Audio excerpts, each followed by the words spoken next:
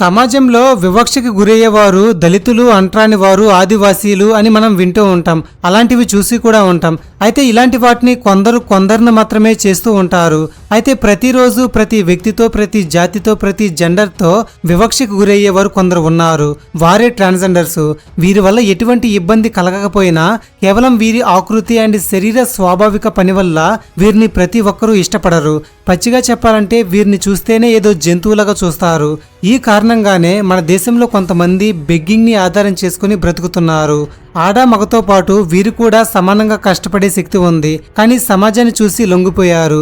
అయితే సమాజాన్ని ఎదిరించి doctors, teachers, politicians and police officers అయిన కొంతమంది ట్రాన్స్జెండర్ గురించి ఈ వీడియోలో పూర్తిగా తెలుసుకుందాం.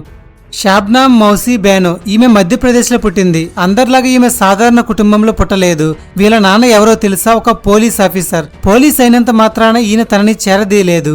సమాజంలో తన ఇమేజ్ డ్యామేజ్ అవుతుందని భావించి మెల్లగా తనని వదిలించుకున్నాడు. తర్వాత ఈవిడ ఎలాగో కష్టపడి 2 సంవత్సరాలు ప్రైమరీ స్కూల్కి వెళ్ళింది. కానీ అక్కడితోనే తన చదువుని ఆపివేసింది. చదువుకోపోయిన ఈమెకి మంచి జ్ఞానం ఉంది. ఆ ప్రాంతం ఈ ప్రాంతం తిరిగి తన జర్నీ మొత్తంలో 12 భాషలు మాట్లాడటం నేర్చుకుంది. చిన్నప్పుడే తండ్రి వదిలేయడంతో చాలా బాధపడింది. సమాజంలో హిజ్రాల పరిస్థితి అర్థం చేసుకుంది. హిజ్రాస్ కోసం ఒక యాక్టివిస్ట్ గా మారింది. అందరిలాగానే రాజకీయాల్లోకి వస్తే మరింత ఎక్కువగా పోరాటం చేయవచ్చని భావించింది. 1998లో మధ్యప్రదేశ్ లోని సోహాగ్పూర్ కాన్స్టిట్యుయెన్సీలో ఎమ్మెల్యేగా పోటీ చేసింది. ఎలాగో 1994లో మన దేశంలో హిజ్రాలకు కూడా ఓటు హక్కు వచ్చింది. దీనివల్ల కామన్ పీపుల్ తో పాటు చాలా మంది హిజ్రాలు కూడా ఆమెకు ఓటు వేసి సపోర్ట్ చేశారు.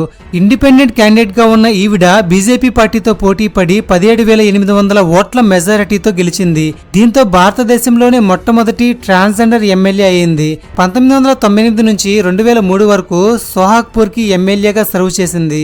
కరప్షన్, అన్ఎంప్లాయ్మెంట్, పవర్టీ, హంగర్ వీటి మీద పోరాటం చేసింది.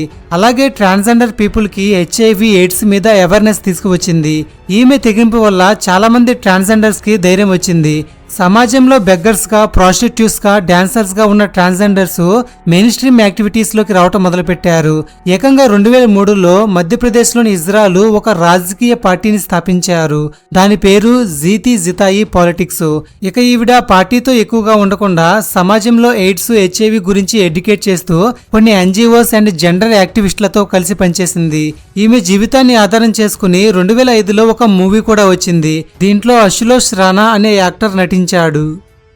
ట్రాన్స్జెండర్ అంటేనే చాలా మంది మాటలతో, తమ చేతులతో అబ్యూస్ చేస్తూ ఉంటారు. ఇలాంటి వారికి రక్షణ తక్కువగా ఉంటుంది. అయితే ఒక ట్రాన్స్జెండరే రక్షణ వ్యవస్థలో చేరితే చాలా మంది ట్రాన్స్జెండర్ కి రక్షణ కల్పించవచ్చు. అయితే సరిగ్గా ఇలానే అనుకుందో లేదో తెలియదు కానీ ప్రీతికా యాషిని అనే వ్యక్తి మన దేశంలో మొట్టమొదటి పోలీస్ ఆఫీసర్ అయింది. ఈమె కథలోకి వెళ్తే తమిళనాడులో సేలంలో పుట్టింది. చిన్న వయసులోనే పేరెంట్స్ కి కొంచెం తేడాగా కనిపించడంతో తనని టెంపుల్స్ దగ్గరికి, డాక్టర్స్ దగ్గరికి, జ్యోతిష్యం దగ్గరికి తీసుకువెళ్లారు. కానీ ఏం సెట్ కాలేదు. ఒకసారి తన 9th క్లాస్ చదువుతున్నప్పుడు తనకు ఎందుకో నేను మగవాణ్ణి కాదు అని భావించింది. ఎలాగో కష్టపడి కంప్యూటర్ అప్లికేషన్స్ లో గ్రాడ్యుయేషన్ ని పూర్తి చేసుకుంది. తర్వాత చెన్నైలోని ఒక ఉమెన్స్ హాస్టల్లో వార్డెన్ గా తన కెరీర్ ని స్టార్ట్ చేసింది. తర్వాత తమిళనాడు యూనిఫార్మ్డ్ సర్వీసెస్ రిక్రూట్మెంట్ బోర్డులో 1087 పోస్టులు పడితే దానికి అప్లై చేసింది. ట్రాన్స్ ఉమెన్ కావడంతో అప్లికేషన్ లో మేల్ ఆర్ ఫీమేల్ అనే ఆప్షన్ మాత్రమే ఉండటంతో తను రిజెక్ట్ అయింది.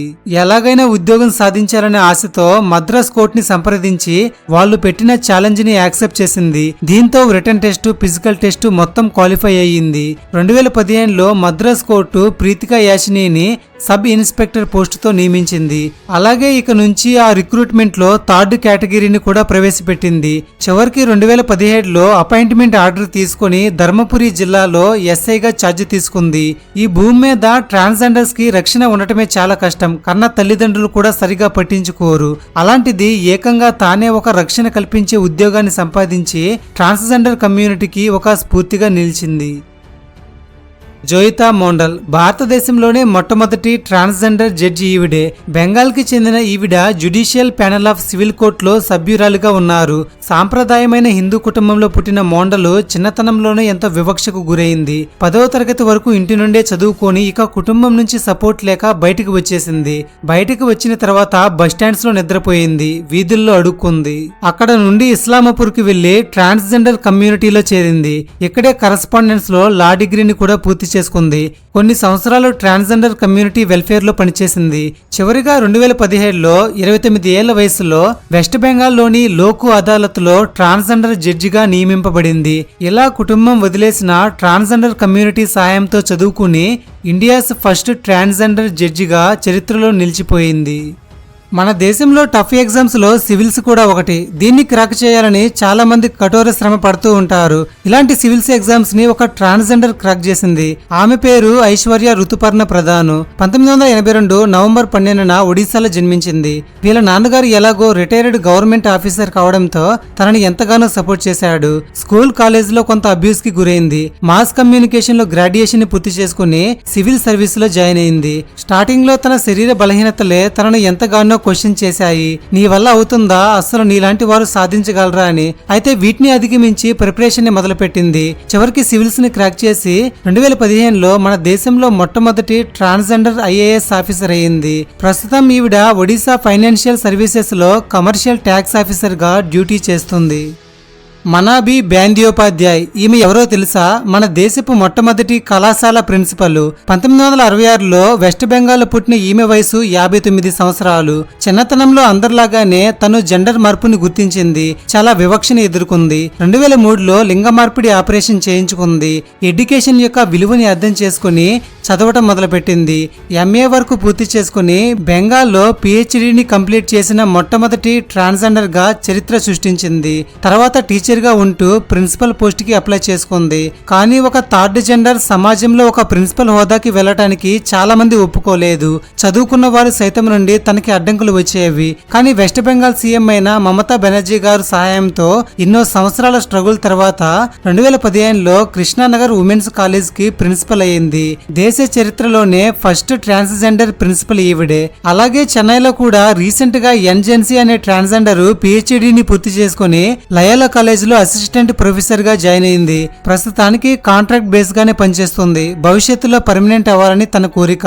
మామూలుగా ట్రాన్స్జెండర్స్ చదువుకోవటమే చాలా గొప్ప విషయము. అలాంటిది పాఠాలు చెప్పే టీచర్స్ గాను ప్రిన్సిపల్స్ గాను ఎదగటం చాలా మంచి మార్పే అని చెప్పుకోవాలి. బల్లో పాఠాలే కాదు, జనాల దగ్గర దైవ సందేశాలు ఇచ్చే ట్రాన్స్జెండర్స్ కూడా ఉన్నారు. వారిలో మొట్టమొదటి వ్యక్తి వచ్చేసి ఎస్తేర్ భారతి. ఈవిడ India's first transgender pastor. Present తమిళనాడులోని చెంగల్పట్టు అనే ప్రాంతంలో ఉన్న ఇవాంజలికల్ చర్చ్ ఆఫ్ ఇండియాకి పాస్టర్ గా ఉంటుంది. ఇక మరో వ్యక్తి వచ్చేసి మన తెలుగు రాష్ట్రానికి చెందిన సిస్టర్ అంజలి. ఈమె కూడా అందరిలాగానే బస్టాండుల్లో, రైల్వే స్టేషన్ లో బెగ్గింగ్ ని ఆధారం చేసుకుని బ్రతుకుతున్నప్పుడు దేవునిపై నమ్మకం పెట్టుకుని తన జీవితాన్ని కంప్లీట్ గా మార్చుకుంది. ఎన్నో లక్షల మందికి క్రైస్తవ ప్రసంగాలు బోధిస్తూ ఉంటుంది. ఫ్రెండ్స్, చివరిగా కల్కి సుబ్రమణియన్ అనే ట్రాన్స్జెండర్ గురించి కూడా చెప్పాలి. ఇప్పటి వరకు చెప్పిన ప్రతి ఒక్కరు ఏదో ఒక్క రంగంలో మాత్రమే ఎదిగితే ఈమె చాలా రంగాల్లో ఎదిగింది. ఈమె ఒక యాక్టివిస్ట్, సోషల్ వర్కర్, ఆర్టిస్ట్ గా తను వేసిన ఎన్నో చిత్రాలను ప్రపంచవ్యాప్తంగా సెల్ చేసింది. ఇంతేకాకుండా ఈమె ఒక యాక్ట్రెస్, రైటరు, ఇన్స్పిరేషనల్ స్పీకరు, అలాగే ట్రాన్స్జెండర్ కి చెందిన ఒక ఎంటర్ప్రీనరు. ఇలా అనేక రంగాల్లో అభివృద్ధి చెందింది. ఫ్రెండ్స్, కేవలం వీళ్ళే కాదు, వైద్య పట్టాలు పట్టుకుని డాక్టర్స్ గా సమాజంలో ప్రతి ఒక్క జెండర్ కి సమానంగా సేవ చేస్తున్న ట్రాన్స్జెండర్స్ చాలా మందే ఉన్నారు. సమాజంలో ప్రాస్టిట్యూషన్, బెగ్గింగ్, డాన్సు అంటూ తమ శరీరం ఆధారం చేసుకుని బ్రతుకుతున్న చాలా మంది ట్రాన్స్జెండర్ కి వీరు ఎంతగానో ఆదర్శము. మన చుట్టుపక్కల ఇలాగ పుట్టిన వారిని మనం గౌరవించి వారిని సపోర్ట్ చేయటం మన బాధ్యత. ఇలాంటి ఎన్నో ఇంట్రెస్టింగ్ ఫ్యాక్ట్స్ రెగ్యులర్ గా తెలుసుకోవాలనుకుంటే ఛానల్ని ఇప్పుడే సబ్స్క్రైబ్ చేసుకుని పక్కనే ఉన్న గంట సింబల్ యాక్టివేట్ చేసుకోండి. వీడియో నచ్చితే లైక్ చేయండి. మీ ఫ్రెండ్స్ అండ్ ఫ్యామిలీ మెంబర్స్కి ఈ వీడియోని షేర్ చేయండి. Thank you for watching.